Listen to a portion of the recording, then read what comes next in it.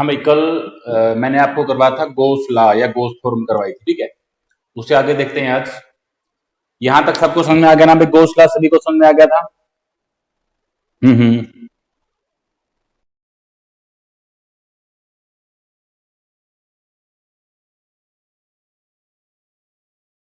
Number है ये तो, क्या यूनिट देर की है?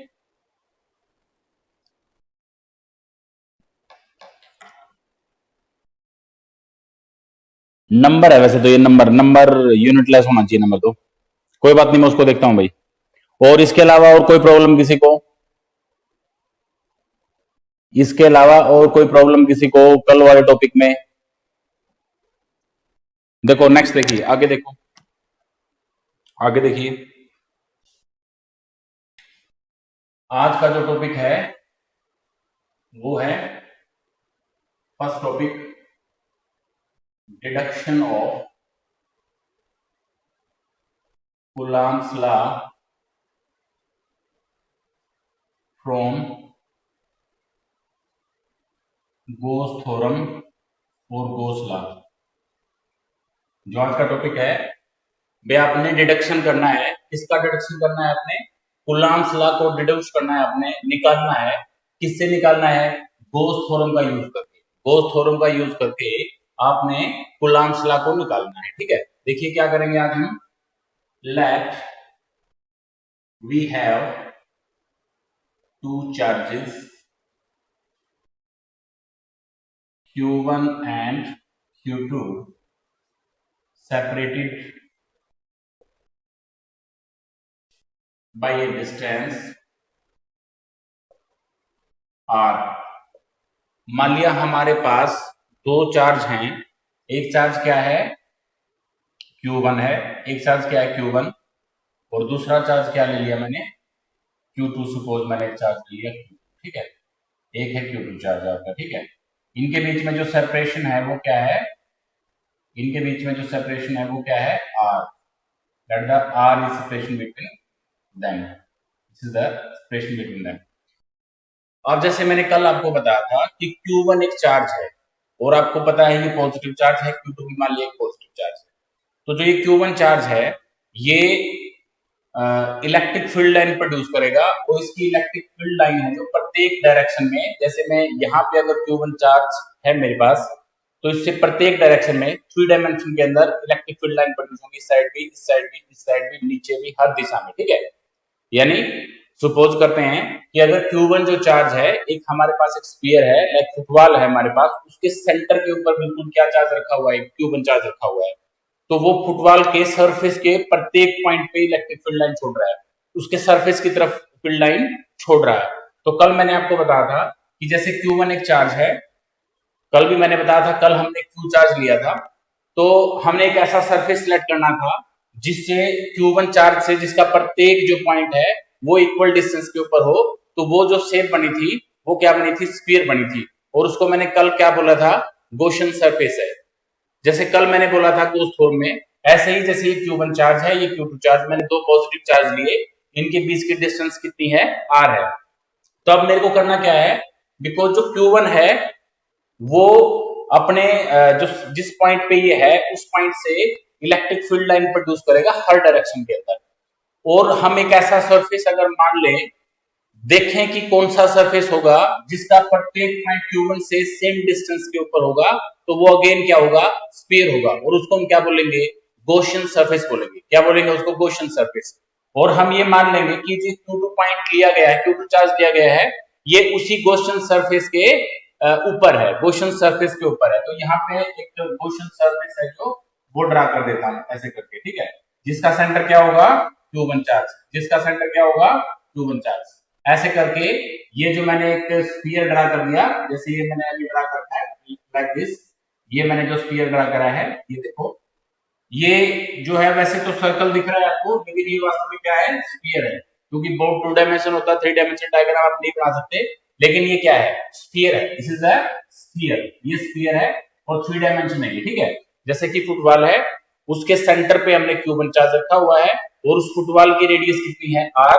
और उसके फुटबॉल पे कोई पॉइंट है, P पॉइंट मान लेता हूं उसको मैं, क्या मान लिया मैंने? P point.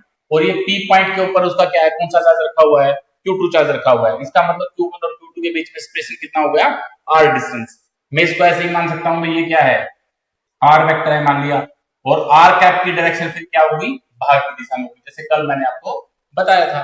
तो अभी Q1 और Q2 हमारे पास दो चार्जेज हैं, वो बीच में, उनके बीच में स्पेस कितना था, R। और हमने क्या कर दिया, we know that Q1 let Q1 is a charge which is producing the electric field line from the point where it is located. So if we want know about the surface, every point of which is equidistant from the Q1, that will be the sphere, and this is known as the Gaussian surface. इसको हम क्या बोलेंगे, ये Gaussian surface है, कल भी मैंने आपको बताया था, ये Gaussian surface है, this is the Gaussian surface। अभी इतनी सी बात है, दो बातें आपको समझ में आनी चाहिए। Q1 चार्ज सेंटर पे पड़ा हुआ है Gaussian surface के, और Gaussian surface के ऊपर एक Q2 चार्ज है, Q1 और Q2 में स्पेसिंग कितना है, R। ये R वेक्टर है और R का डायरेक्शन बाहर की दिशा में है, इसी वेक्टर के लोग। तो इतनी सी बात थी।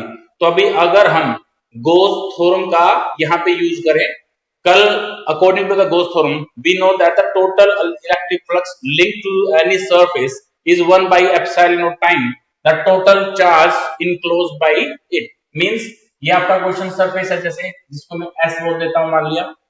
तो अगर आपने इससे लिंक्ड इलेक्ट्रिक फ्लक्स निकालना है, तो आप क्या करोगे, 1 by epsilon naught को मल्टीप्लाई कर दोगे जितना चार्ज इस स्फीयर के अंदर है। जैसे स्फीयर के अंदर कितना चार्ज है, Q1 चार्ज है, तो इसके ऊपर आप गोस थ्योरम लगा सकते हो। तो अगर मैं इस टोटल, जैसे मान लिया surface of the question surface, the total surface area of the question surface is S मान लेता हूं मैं। Let S is total surface area of Gaussian surface, then total electric flux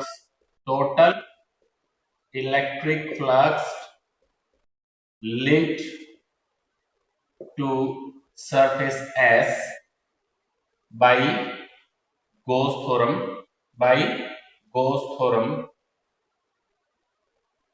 can be given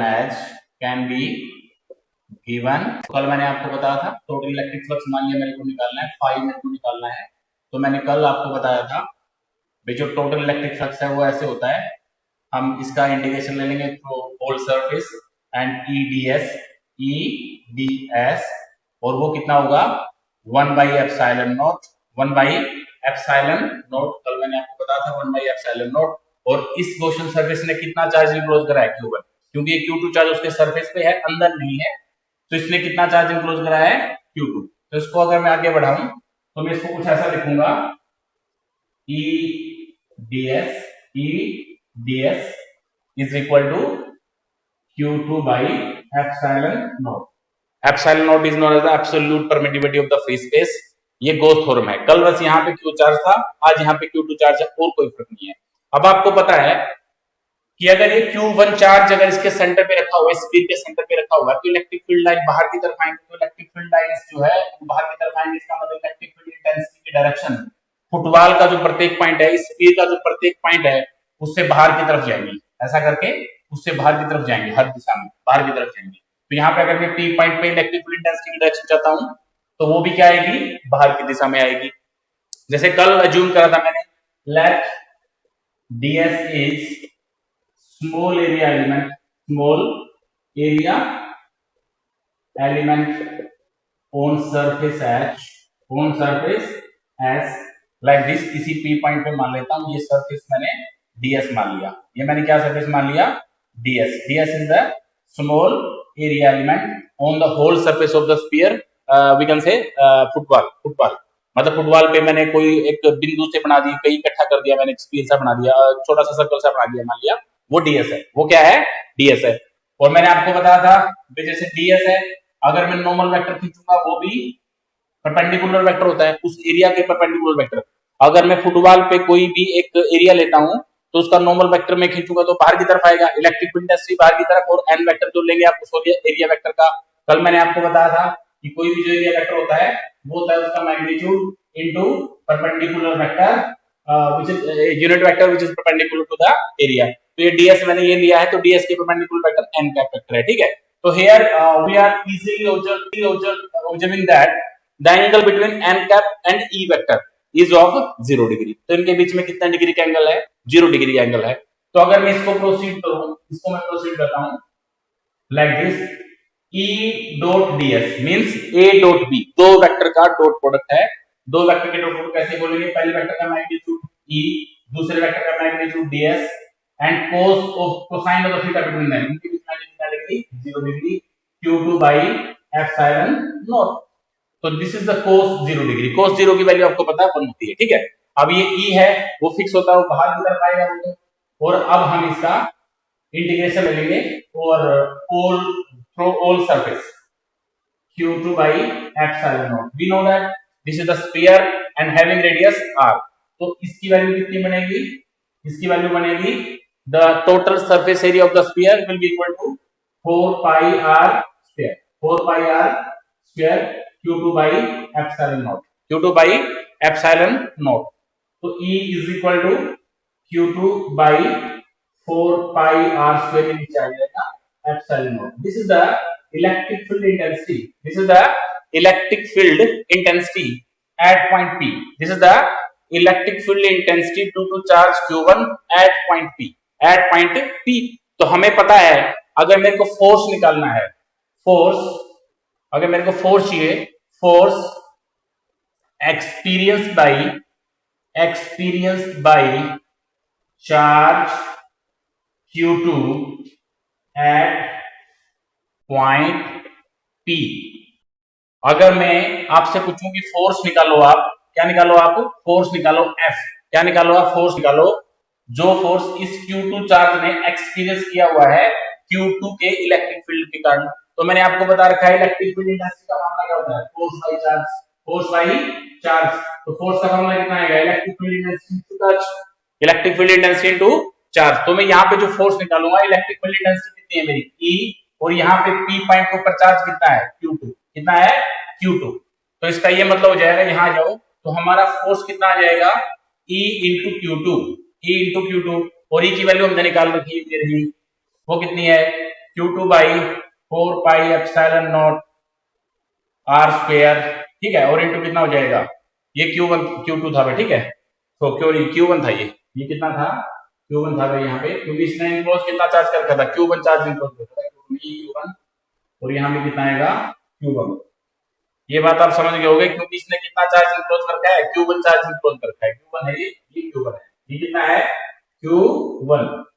इसके बाद आगे आ जाएंगे आप, यहाँ पे रखेंगे अभी इलेक्ट्रिक फील्ड इंटेंसिटी की वैल्यू कितनी है? Q1 4 pi epsilon not R square, 4 pi epsilon not R square. This is Q1। और यहाँ पे चार्ज कितना है? Q2। तो दिस इज Q1 Q2 और 4 pi epsilon not R square. ये हमारे पास किसकी वैल्यू आई? फोर्स की value I between charge Q1 and Q2। अगर मेरे को Q1 और Q2 चार्ज के बीच में कूलम्ब फोर्स निकालना हो तो कैसे निकालते हैं? 1 by 4 पाई एप्सिलॉन नॉट, इनके बीच की डिस्टेंस का स्क्वायर R स्क्वायर, और Q1 Q2 का मैग्नीट्यूड के प्रोडक्ट ऊपर। तो इसका मतलब this is Coulomb's law. This is Coulomb's law, यही है कूलम्ब्स लॉ, ठीक है। तो हमने गॉस थ्योरम का यूज करके कूलम्ब्स लॉ को क्या कर दिया? ड्राइव कर दिया। एक बार मैं इस टॉपिक को रिपीट करता हूं। Let we have two charges Q1 and Q2, let the space between them is R।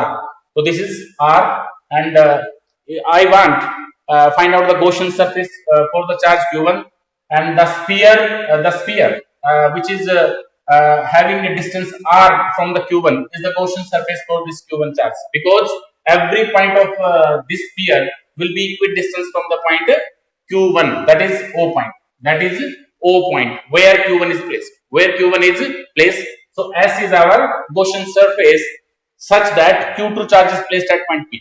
At point P, and the space between Q1 and Q2, as I already told you that the distance between Q1 and Q2 is R.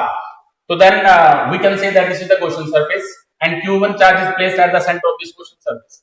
So we know that according to the Gauss theorem, the total electric flux linked to this surface will be equal to 1 by epsilon naught time the total charge enclosed by it। ये आपका sphere है, इसने कितना charge enclose कर रखा है? Q1 charge. तो ये Q1 बाय एप्सिलॉन नॉट आ जाएगा। इसके बाद we know that the electric field intensity वो इस Q चार्ज के कारण बाहर की तरफ आएगी, तो सारे जो फुटबॉल जो स्फीयर आपका बना हुआ है उससे बाहर की तरफ इलेक्ट्रिक फील्ड इंटेंसिटी है। तो अगर मैं यहाँ पे पी पॉइंट को कंसीडर करता हूँ, मैंने छोटा सा एरिया एलिमेंट लिया डीएस, तो अगर इस पी पॉइंट पे इलेक्ट्रिक फील्ड इंटेंसिटी की डायरेक्शन में लूंगा वो बाहर की तरफ आएगी, और जो डीएस वेक्टर डीएस जो area vector small area element मैंने इस एस सरफेस के ऊपर ले रखा है, उसका एन कैपिटल बाहर की तरफ आएगा। तो एन कैप और ई वेक्टर के बीच में एंगल कितने डिग्री का बनेगा? 0 डिग्री का। कितने डिग्री का? 0 डिग्री का बनेगा। तो आप इसमें क्या कर सकते हो, ई और डीएस वेक्टर के बीच में एंगल कितने डिग्री का बनेगा? 0 डिग्री का। तो इसका मतलब इसको मैंने खोल दिया, फिर आप E magnitude and ds magnitude of equals 0 is equal to q1 by epsilon naught, q1 by epsilon naught। इसके बाद क्या करेंगे, इनको बाहर निकाल देंगे, ये 1 हो गया ds, इसका हम टोटल इंटीग्रेशन ले लेंगे, और the full surface that will be equal to total surface area of the sphere 4 pi r square, then e की वैल्यू हमारी आ जाएगी q1 by 4 pi epsilon naught r square। This is the value of E, यानी this is the electric field intensity at point P due to charge q1, due to charge q1। If we want to find out the force experienced by the charge q2 due to the electric field intensity of q1, then we will apply formula, force will be equal to electric field intensity into charge। तो E की value मैंने यहाँ पे ये जो निकाला यहाँ कर दी, और Q2 ऐसे कैसे, तो हमारा फोर्स का फॉर्मूला आ जाएगा Q1 Q2 4 pi epsilon naught r square।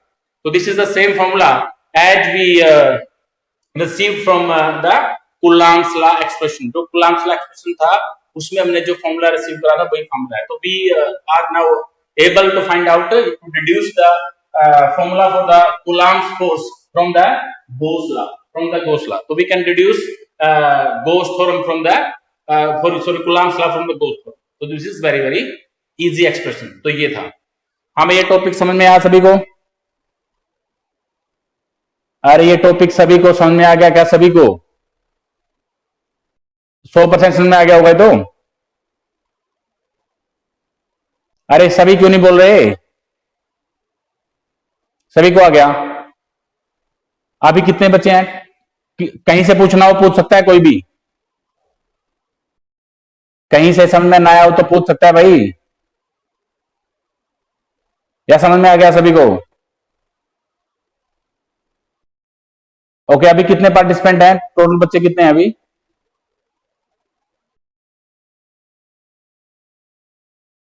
Okay, next देखिए, नेक्स्ट टॉपिक देखिए, नेक्स्ट टॉपिक देखो।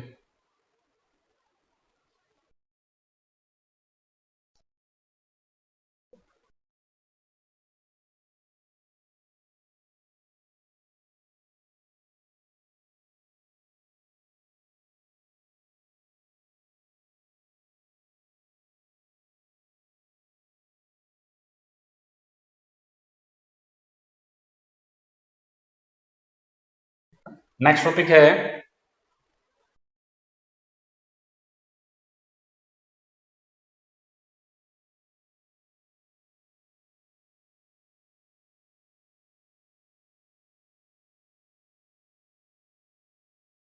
देखिए, next topic electric field intensity. Electric field intensity due to ए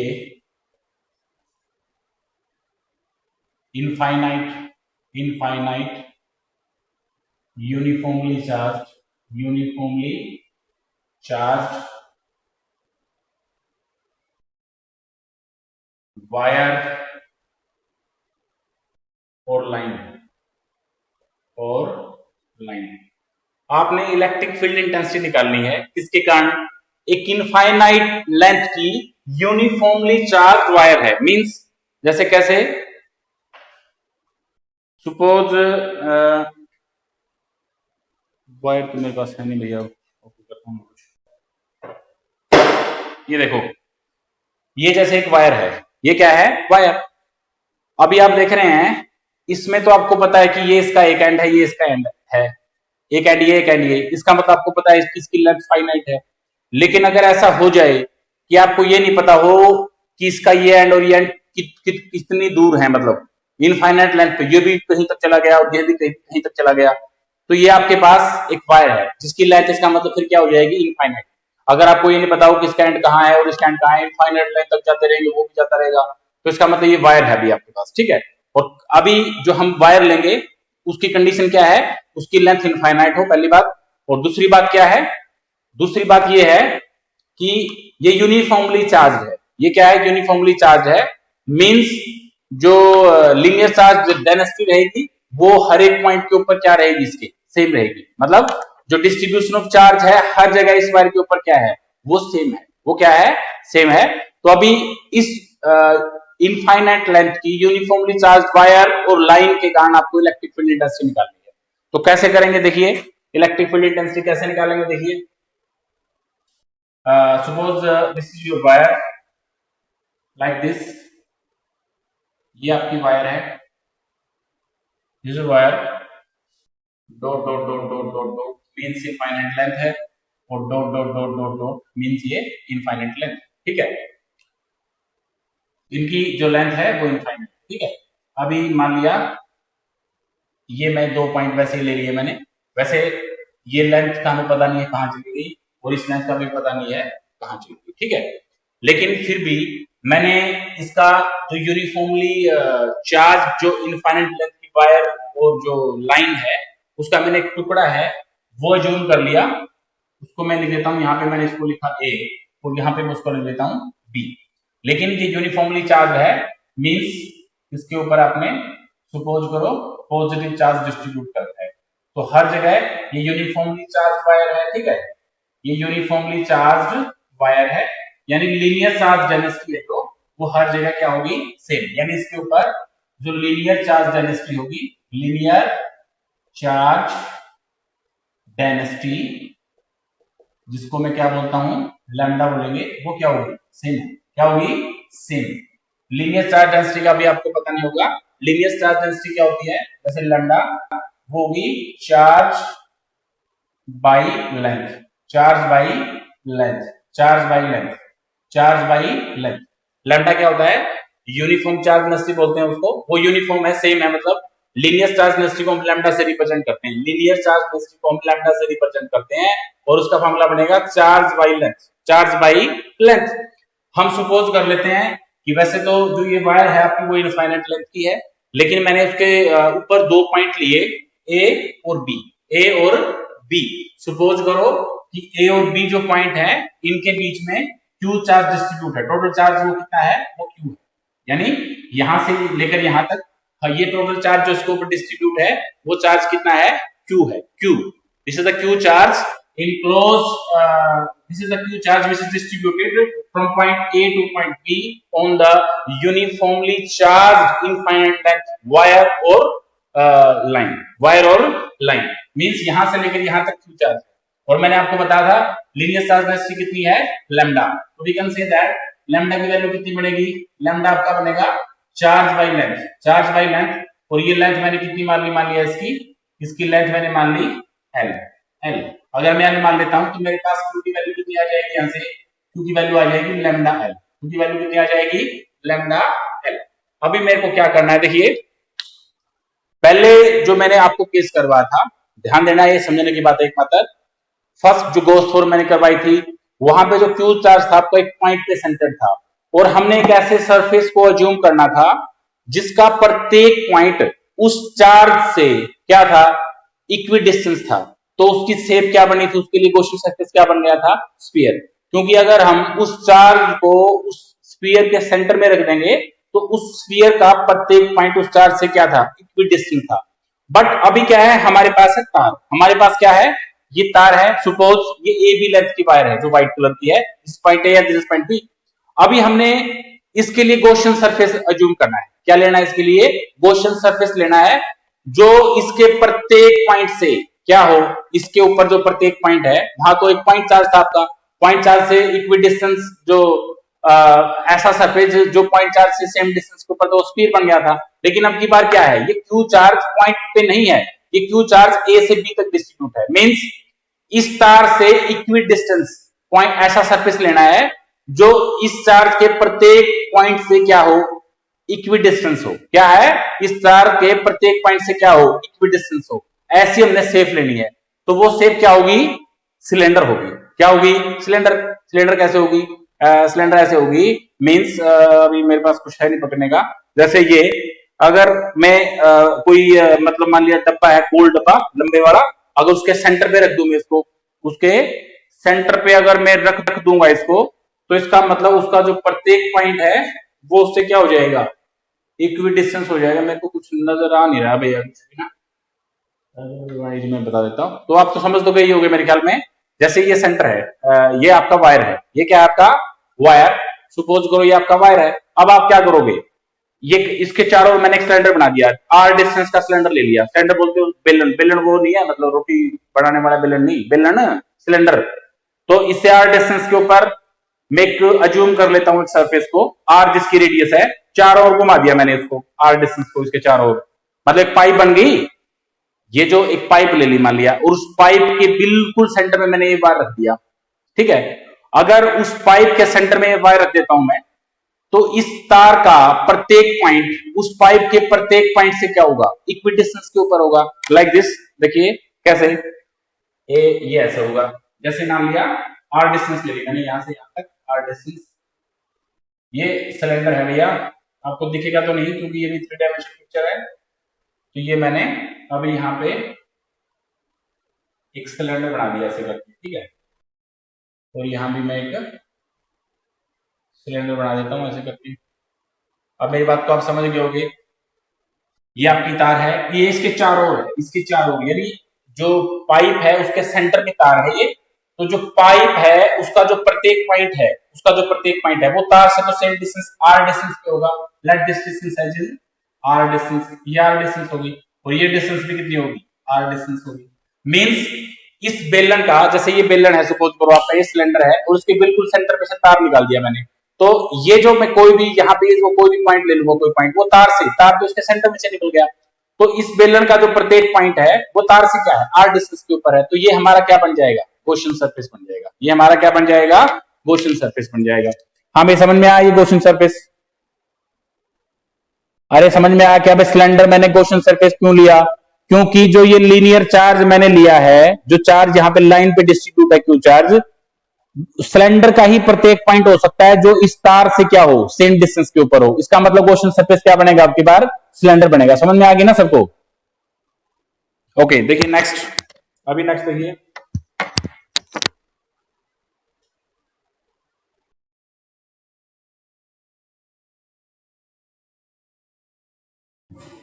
ये मीटिंग का भी खत्म होने वाला है, चलो थोड़ा सा बताता हूँ आपको मैं। 5 मिनट बची हुई है, 5 मिनट, 5 मिनट के बाद ये खत्म हो जाएगी meeting.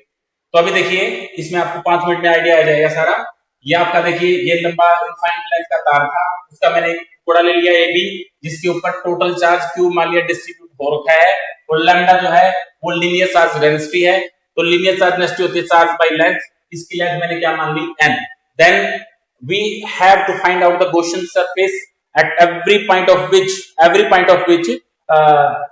must be equidistant from the line AB। line AB से हम गॉसियन सरफेस ऐसा लेंगे कि लाइन AB से उसका प्रत्येक पॉइंट उस सरफेस का इक्विडिस्टेंस हो। तो इसका मतलब that surface will be the cylinder, that surface will be the curve surface area of the cylinder. सारा सरफेस नहीं आएगा, केवल कर्व सरफेस एरिया आएगा, केवल कर्व बाहर बाहर वाला ये। तो ये डिस्टेंस आपकी मैंने इस तार, ये जो तार थी बीच में, तो ये सिलेंडर है क्योंकि इसकी रेडियस इसके सेंटर में से बिल्कुल भी तार निकलती है, तो ऊपर रेडियस 8, नीचे भी रेडियस 8, और इसकी लेंथ मैंने कितनी ले ली है, एल ले ली है। तो ये बहुत ही सिंपल है। अभी इसका देखिए ध्यान से समझने की बात है। ये हमारा गॉसियन सरफेस बन गया, this is the Gaussian surface. ये जो सिलेंडर है इसका जो कर्व सरफेस एरिया है, कर्व सरफेस एरिया इसका, कर्व सरफेस एरिया, वो हमारा क्या बन जाएगा, गॉसियन सरफेस बन गया, ठीक है। अभी जो ये हमारी सिलेंडर है, इसने कितना, कोई भी सरफेस हो सकता है, मतलब जो गोस फॉर्म होती है, जो गोस ला है, which is applicable on all the shapes, चाहे वो स्फीयर है चाहे कुछ भी है। ये सिलेंडर है, इस सिलेंडर ने कितना चार्ज इनक्लोज कर रखा है, इस सिलेंडर में आपको पता है AB जो तार है वो इसके अंदर पड़ा हुआ है, तो उसके ऊपर कितना चार्ज है, टोटल क्यू चार्ज। तो इस सिलेंडर में कितना चार्ज इनक्लोज कर रखा है, केवल क्यू चार्ज इनक्लोज कर रखा है। इस सिलेंडर ने केवल कितना चार्ज इनक्लोज कर रखा है, क्यू चार्ज इनक्लोज कर रखा है। और ये जो पॉजिटिव चार्ज है वो डिस्ट्रीब्यूट है ए से बी तक, तो इलेक्ट्रिक फील्ड इंटेंसिटी क्या आएगी, बाहर की तरफ ऐसे निकलेगी। यानी जो कोर सरफेस एरिया है इस सिलेंडर का, उसके प्रत्येक पॉइंट पे बाहर की तरफ इलेक्ट्रिक फील्ड इंटेंसिटी निकलेगी, किसी भी पॉइंट पे ले लो चाहे।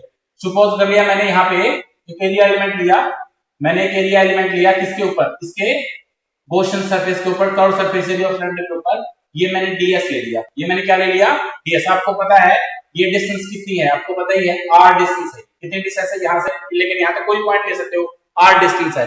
आपको पता है कि अगर यानी जैसे ये सिलेंडर है ना, ये दिख रहा है, ये पिन पॉइंट, ये मान ली एरिया ले लिया मैंने, ये आपका सिलेंडर है, उसके ऊपर ये ब्लैक सा दिख रहा है ना, ये मैंने एरिया ले लिया। इसका इलेक्ट जो नॉर्मल वेक्टर आएगा बाहर की दिशा में आएगा, और इलेक्ट्रिक फील्ड इंटेंसिटी क्योंकि इसके सेंटर में तार पड़ी है, उसका इलेक्ट्रिक फील्ड इंटेंसिटी बाहर की तरफ ही आएगा, पॉजिटिव चार्ज पड़ा हुआ है, तो इलेक्ट्रिक फील्ड इंटेंसिटी बाहर की तरफ, और नॉर्मल वेक्टर है जो सरफेस एरिया का वो भी बाहर की तरफ, तो दोनों ही बाहर की तरफ आएगा, मींस ये बाहर की तरफ, मींस जो एन कैप लेंगे आप ds वेक्टर वो भी बाहर की तरफ आएगा, और इलेक्ट्रिक फील्ड इंटेंसिटी जो आएगी वो भी क्या आएगी प्रत्येक पॉइंट के ऊपर बाहर की दिशा में आएगी। मींस अगर मैं यहाँ पे p पॉइंट लेता हूँ, p पॉइंट में लूं तो इसके ऊपर भी इलेक्ट्रिक फील्ड इंटेंसिटी क्या आएगी बाहर की दिशा में आएगी, और इसी के ऊपर जो ds वेक्टर है उसका नॉर्मल वेक्टर भी इसी बाहर की दिशा में है। इसका मतलब यहाँ पे e वेक्टर और n वेक्टर के बीच में इलेक्ट्रिक फील्ड इंटेंसिटी कितनी आएगी, सॉरी ई वेक्टर और एन कैप वेक्टर है जो, या ds वेक्टर है जो, उनके बीच में एंगल कितने डिग्री का बना, 0 डिग्री का बना। कितने डिग्री का बना, 0 डिग्री का। एक यहाँ पे लेता हूं मैं, कोई एरिया एलिमेंट ले लिया मैंने कर्व सरफेस एरिया के ऊपर, this is your curve surface area and this is your, इस साइड भी आपका कर्व सरफेस एरिया है। अगर इसके ऊपर मैं क्या लेता हूं, यहाँ पे मैंने एक एरिया एलिमेंट ले लिया, सपोज चलो कोई ds ले लिया, ये भी ये ds है, तो इसका नॉर्मल वेक्टर किसकी तरफ आएगा, बाहर की तरफ आएगा, और ध्यान देंगे आप इस पॉइंट के ऊपर इलेक्ट्रिक फील्ड इंटेंसिटी क्या आएगी, वो बाहर की तरफ आएगी ऊपर की तरफ, तो इनके बीच में एंगल कितने डिग्री का बन जाएगा, 0 डिग्री का। आपको पता है, सॉरी 90 डिग्री का, और cos 90 की वैल्यू कितनी होती है, 0 डिग्री। तो जब आप इलेक्ट्रिक फ्लक्स निकालेंगे E डॉट ds निकालेंगे, एंगल E और n वेक्टर के बीच में कितना डिग्री का बन जाएगा, 0 डिग्री का। इसका सॉरी 90 डिग्री का, cos 90 की वैल्यू कितनी होती है, 0। इसका मतलब जो ये साइड वाला हिस्सा है, जो क्रॉस सेक्शन वाला हिस्सा है इस सिलेंडर का, वो इलेक्ट्रिक फ्लक्स को कोई कंट्रीब्यूशन नहीं देगा, ना तो ये पार्ट देगा और ना ये। यहाँ भी अगर मैं कोई एरिया एलिमेंट ले लूंगा, मान लिया मैंने क्या ले लिया, ये ds ले लिया, तो इससे बाहर की तरफ आएगी इलेक्ट्रिक फील्ड इंटेंसिटी, और E की डायरेक्शन इस पॉइंट के ऊपर क्या है, ऊपर की तरफ है, then angle between n cap and d will be 90 degree, then E ds को हम खोलेंगे तो cos 90 आएगा, cos 90 की वैल्यू कितनी आ जाएगी, 0। तो ना तो कंट्रीब्यूशन इलेक्ट्रिक फ्लक्स को ये एरिया करेगा क्रॉस सेक्शन वाला पार्ट, और ना ही ये करेगा। तो जो टोटल इलेक्ट्रिक फ्लक्स आएगा इस सरफेस का, वो केवल कर्व सरफेस एरिया के कारण ही आएगा, ना तो इस पार्ट के कारण आएगा और ना ही इस पार्ट के कारण के आएगा। ये हम छोड़ देंगे, ये आप दिखा सकते हैं, प्रूव कर सकते हैं, बता सकते हैं। If you assume any area element, small area element ds on the curved surface area of the cylinder, then angle between E vector and n cap will be of 90 degree, and when we open up E dot ds,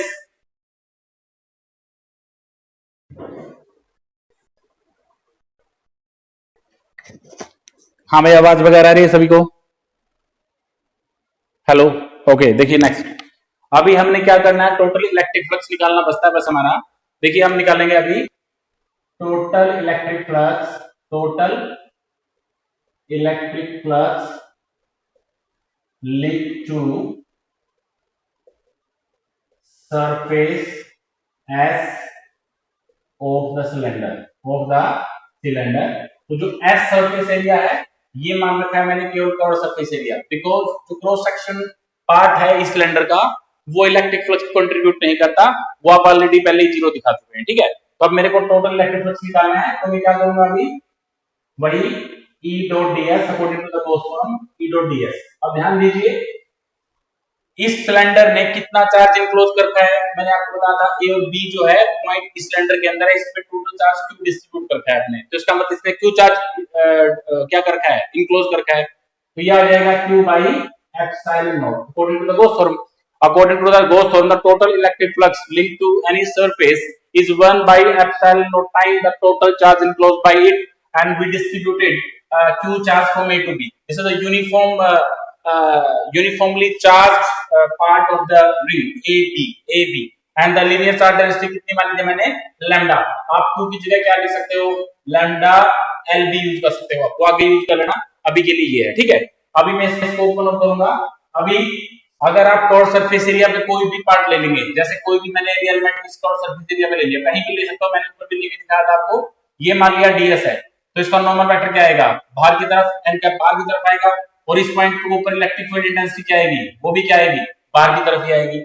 यानी E और n cap, n vector है जो उनके बीच में curve surface area पे कोई point ले लेंगे, E और n कैप के बीच में एंगल कितना बनेगा, 0 डिग्री का बनेगा। कितने डिग्री का, 0 डिग्री का। इसको ओपन अप करिए, that will be equal to E vector magnitude E ds and cos 0 degree is equal to Q by epsilon naught. Q by epsilon naught, ये यहां से बाहर हो जाएगा कि cos 0 डिग्री की वैल्यू कितनी होती है, 1 खत्म हो जाएगा, तो केवल क्या बचा आपका ds बचा। केवल क्या बचा, ds। ds is the total curved surface area of the cylinder, means ना ये प्लेन आपने ना ले ये लेना, केवल कर्व्ड सरफेस एरिया लेना है सिलेंडर का। तो कर्व्ड सरफेस एरिया क्या होता है सिलेंडर का, 2 पाई आर एच होता है। 2 पाई आर एच हम हाइट लेते थे उस टाइम पे, लेकिन यहाँ पे हमने लेंथ कितनी ले रखी है, एल ले रखी है। लेंथ कितनी ले रखी है, एल। तो ये जो अगर आप इसका समेशन सोल्व करेंगे तो ये कितना आ जाएगा आपके पास, 2 पाई आर, रेडियस तो आर ही है और लेंथ कितनी अपनी एल है, is equal to Q epsilon not.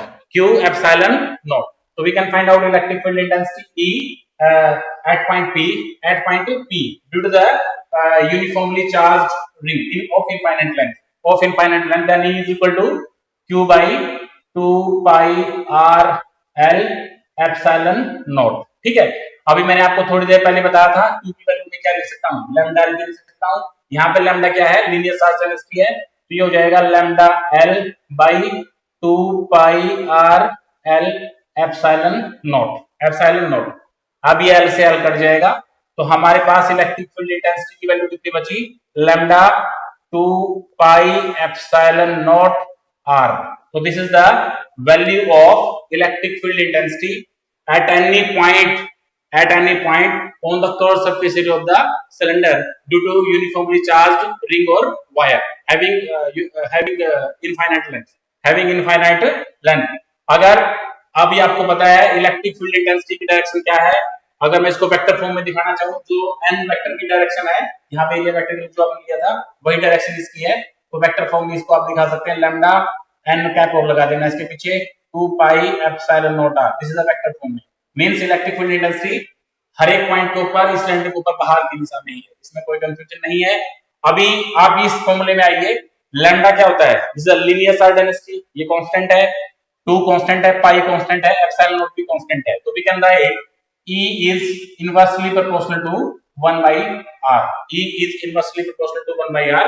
For the uniformly charged ring having infinite length, the electric field intensity will be inversely proportional to the distance where we want to find out the electric field intensity। कहीं भी निकालना चाहते हैं, यहाँ R पे निकालना चाहते हैं तो R है, अगर और ऊपर चले जाएंगे तो जितनी भी डिस्टेंस अगर आपकी ज्यादा हो जाएगी, इलेक्ट्रिक फील्ड इंटेंसिटी की वैल्यू क्या होती जाएगी, कम होती जाएगी। ठीक है, ये आपका सेकंड एक्सप्रेशन था। हाँ भाई, समझ में आई एक्सप्रेशन सभी को समझ में आ गए दोनों टॉपिक आज के? अरे नोट्स वगैरह बनाते हो या वैसे ही सोते रहते हो सारा दिन? नोट्स बनाते हैं, डायरेक्शन वगैरह दिए, दोनों टॉपिक समझ में आ गए भाई? तो ये दो टॉपिक अच्छे से आपने कर लेने। कोई कंफ्यूजन हो तो बताओ, कोई कंफ्यूजन हो तो बताइए। इन दो टॉपिक में बॉयज में से कौन कौन है भाई? अंकित, अभिषेक कौन है ये?